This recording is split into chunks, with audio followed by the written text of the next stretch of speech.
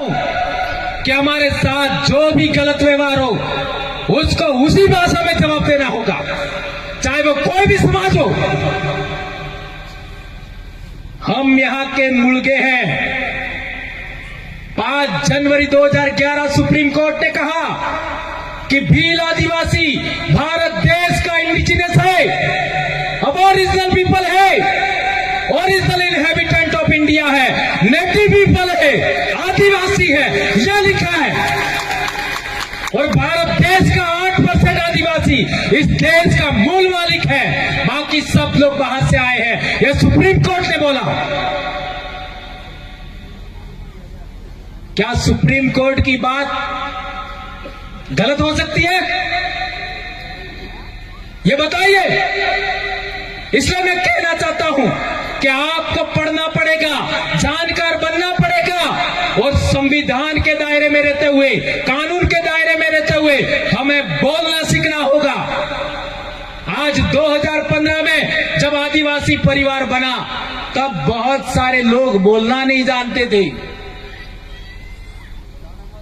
आज देखिए बोलने वाले इतने ज्यादा हो गए हैं, समय कम पड़ रहा है, समय कम पड़ रहा है। इतने सारे बोलने वाले वक्ता हैं, यह आदिवासी परिवार की ताकत है। यह किया है आदिवासी परिवार ने। कोई नहीं जानता था हमारे महापुरुषों को।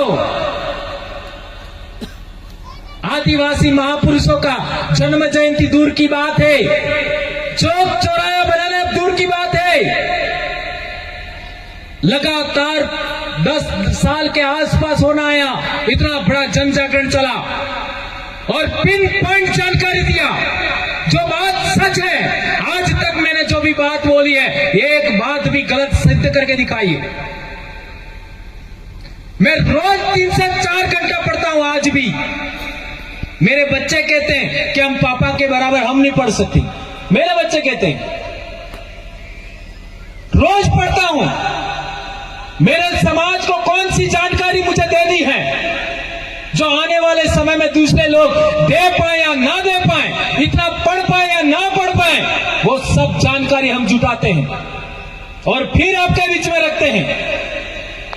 तो कई बार ऐसा भी लगता है कि ये बात हमने पहले कभी नहीं पढ़ी, कभी नहीं सुनी, लेकिन बाद में पता लगता है बात सच थी। इसलिए मैं कहना चाहता हूं कि दोयम दर्जे का आपको क्यों माना जाता है? दोयम दर्जा मतलब दूसरा दर्जा। तो आप इस देश के मूल रहने वाले हैं और दूसरे लोग यदि हम लोगों को ऊपर करेंगे, बराबर मानेंगे और आपका उनके ऊपर अपन को रखेंगे, तो उनको अपने आप को खतरा महसूस हो रहा है। यह है बड़ी समस्या। यदि हम लोग अपने अधिकारों को जान गए, अच्छी पढ़ाई ले लिया, अच्छा हमारा स्वास्थ्य हो गया, अच्छे हॉस्पिटल चिकित्सालय खुल गए, अच्छी स्कूलें खुल गई और अच्छी खेती बाड़ी करने लग गए, अच्छा पशुपालन करने लग गए, जल जंगल जमीन विकसित हो गया, हमारे हर घर पे पानी पहुंच गया, तो हम खेती बाड़ी में भी नंबर 1 हो सकते हैं, पढ़ाई में नंबर 1 हो सकते हैं, स्वास्थ्य में नंबर 1 हो सकते हैं, मजदूरी में तो हम नंबर 1 है ही सही। तो इस देश में राज्य व्यवस्था जो चल रही है उसमें राजे हम पुनः बन जाएंगे, पुनः राजा बन जाएंगे। इसलिए हमारे साथ ऐसा व्यवहार होता है, ये बात समझना होगा। देवला में हमारा जो आदिवासी परिवार का कार्यक्रम हो रहा है उसमें पधारे पाली, सिरोही, उदयपुर 3 जिलों के प्रमुख साथी यहां पर मौजूद हैं और हमारे डूंगरपुर सलम्बर से भी कुछ साथी, प्रतापगढ़ से भी कुछ साथी यहां पर आए हैं और मध्य प्रदेश से हमारे विधायक जी भी पधारे हैं। अभी आपके एमपी साहब भी यहां पर आने वाले थे, राजकुमार जी, लेकिन वो उनका स्वास्थ्य खराब हो गया, बीमार हो गए, इसलिए उन्होंने मेरे को बोला कि मैं नहीं आ पाऊंगा, तो मेरी बात भी थोड़ा सा आप अपने तरीके से कह देना, ऐसा बोला था। दोस्तों, हमारे समाज के सामने क्या क्या समस्याएं हैं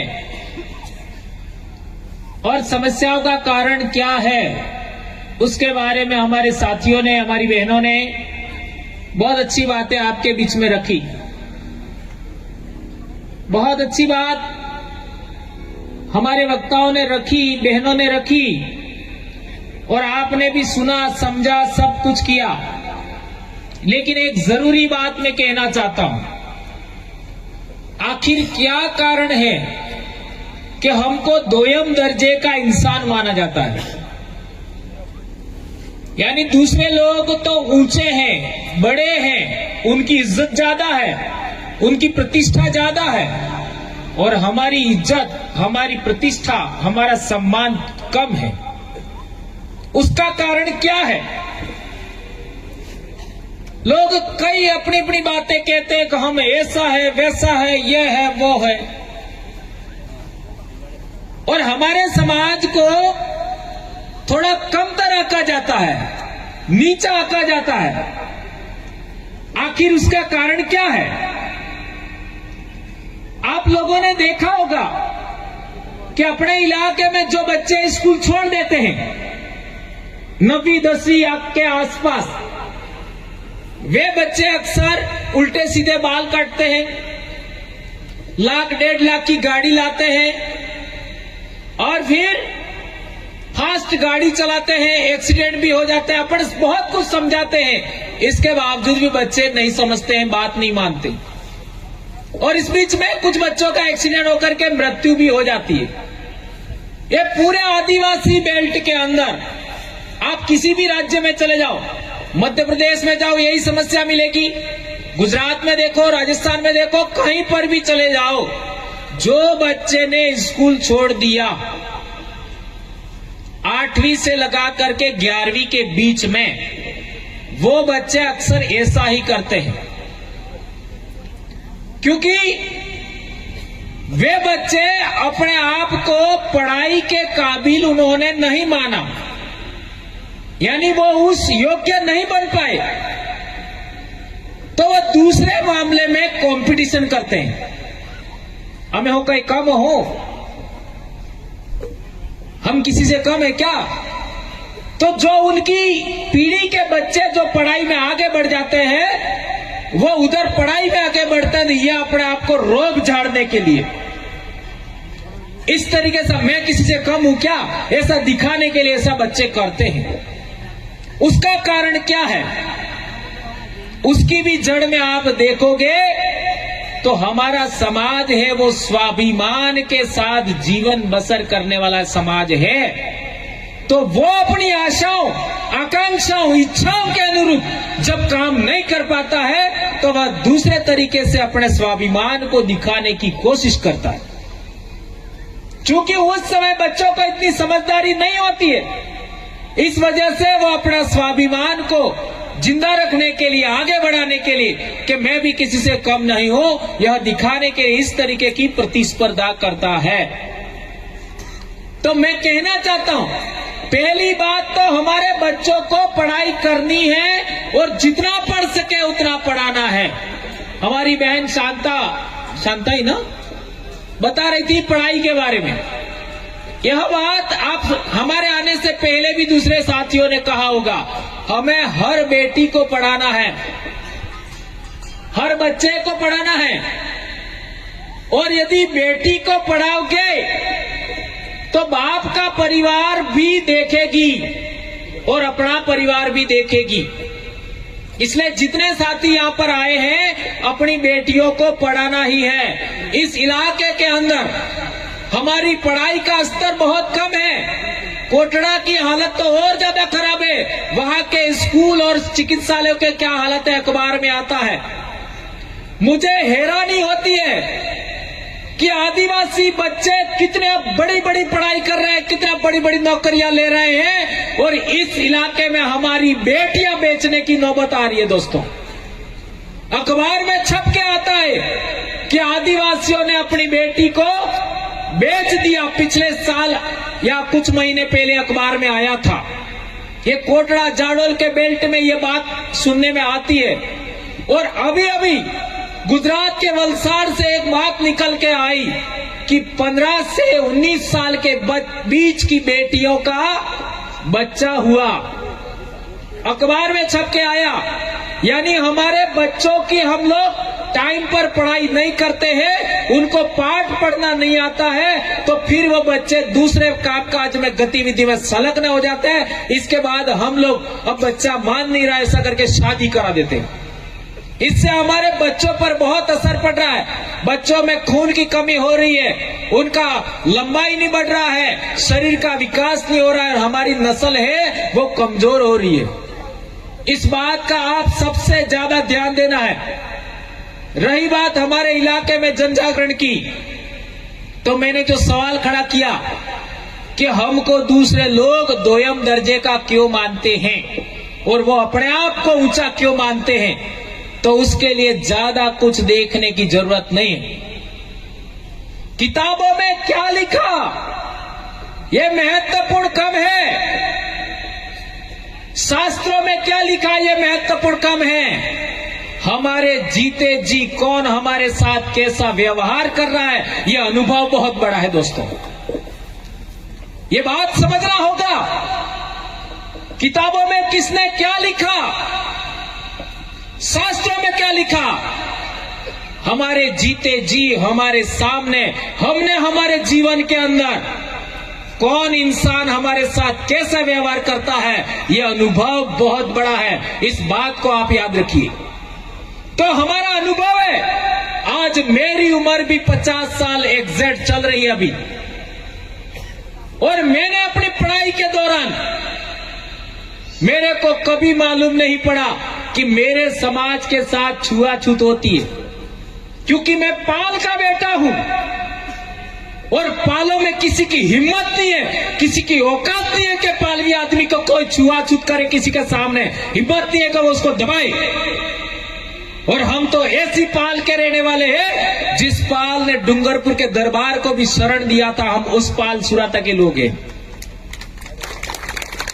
तो मेरी पढ़ाई के दौरान कभी मेरे को पता नहीं लगा कि मेरे समाज के साथ ऊंच नीच का व्यवहार, छुआछूत का व्यवहार, भेदभाव कोई दूसरा समाज करता है, ये कभी मेरे को मालूम नहीं पड़ा। और जहां तक पढ़ाई की बात करो, मैं किसी भी क्लास में चौथे स्थान पर कभी नहीं आया। मेरा सरकारी नौकरी होने तक पहला, दूसरा, तीसरा स्थान ही मेरा रहा, और जैसे जैसे बड़ी क्लास में आया पहला स्थान ही मेरा ज्यादा रहा है। 12वीं में भी पहला स्थान, एसटीसी में भी पहला स्थान, बीएड में पहला स्थान, और कॉलेज में मेरा दूसरा स्थान। ऐसी मेरा पढ़ाई रहा। तो मेरे को कभी मालूम ही नहीं पड़ा कि मेरे अपने समाज को दूसरे दर्जे का माना जाता है, छुआछूत बरती जाती है खान पान के मामले में, कभी मालूम नहीं पड़ा। लेकिन जैसे ही मैं नौकरी लगा और हमारा आसपुर ब्लॉक है, वहां पर मैं पहली बार गया, तो वहां एक बढ़िया भाई था, वो हमारे स्कूल पर आया और उसने हमको कहा कि मार साहब मेरे घर चाय पीने आना। अब उस समय मेरी इतनी कम उम्र थी कि मेरी मूंछ तक नहीं आई थी, और उस गांव में पाटीदार लोग ज्यादा थे, तो वो कहते थे बाल बुद्धि मास्टर આવ્યો એમ। बाल बुद्धि એટલે समझ में આવ્યો, यानी छोटी उम्र का मास्टर आया है। क्योंकि मैं तो 21 साल में मेरी नौकरी होगी, तो मैं उसके घर चाय पीने गया, और वो भी इसलिए कि ये यहां रहेंगे तो मेरी दुकान पे सामान खरीदेंगे, उसका वो स्वार्थ। तो हम लोग 3-4 लोग गए, अब चाय पिलाई तो कप उन्होंने, उसके वाइफ ने वो वहीं पर नीचे रख दिए। अब ऐसा मेरे साथ में कभी हुआ नहीं था, तो मैंने, हमारा एक दूसरा साथी था, उसको पूछा कि ये अंदर क्यों नहीं लेके गए, तो उसने बताया कि यहाँ ऐसा ही होता है, ये दूसरे समाज के लोगों के साथ ऐसा करते हैं। तो मैं तो बहुत पाली आदमी था, तो गुस्से हो गया मैंने उस बढ़िया को ऐसी लताड़ लगाई सेम टाइम कि तुम्हारे घर पे जो सुविधा है ना उससे ज्यादा मेरे घर सुविधा है। तुम्हारे घर में जितनी पढ़ाई नहीं है उससे ज्यादा तो मेरे घर में पढ़ाई है। तुम्हारे पास जितनी जमीन नहीं है ना उससे ज्यादा मेरे पास जमीन है। और मेरे घर में मैं छठवां आदमी हूं जो नौकरी कर रहा हूं। मेरे दादा भी पढ़े लिखे हैं, मेरा बाप भी पढ़ा लिखा है। ऐसा करके मैंने उस समय जो आए वो ठोक दिया। अब बेचारा वो तो हाथ जोड़ने लग गया, क्योंकि वो तो शायद ऐसा नहीं करता, लेकिन उसके परिवार में जो चलता था तो उसके वाइफ ने ऐसा कर दिया। तो उसके वाइफ को भी बाद में थोड़ा सा रियलाइज हुआ कि मर्द साहब कह रहे हैं तो हमको ऐसा नहीं करना चाहिए था। अब बेचारे वो लोगों ने माफी भी मांगी और इसके बाद में उन्हीं के मकान में मैं रहा। और उनके घर में कभी भी छाछ बनती छाछ दे जाते, घी बनता तो 1 कप घी मुफ्त में दे जाते। सोचिए, ये घटना मैंने आपको क्यों सुनाई?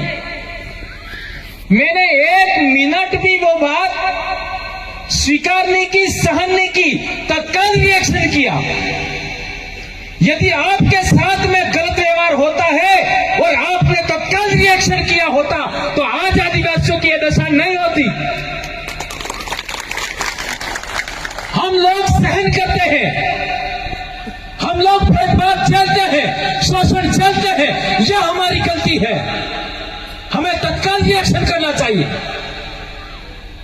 एहसास दिलाना चाहिए कि तुम हमारी रोटियां खा रहे हो, हमारे इलाके में रह रहे हो, हमारे बाप दादाओं की जमीन पर तुम रह रहे हो, हम तुम्हारे बाप दादाओं की जमीन पर नहीं रह रहे। ये बात आपको बोलना चाहिए था।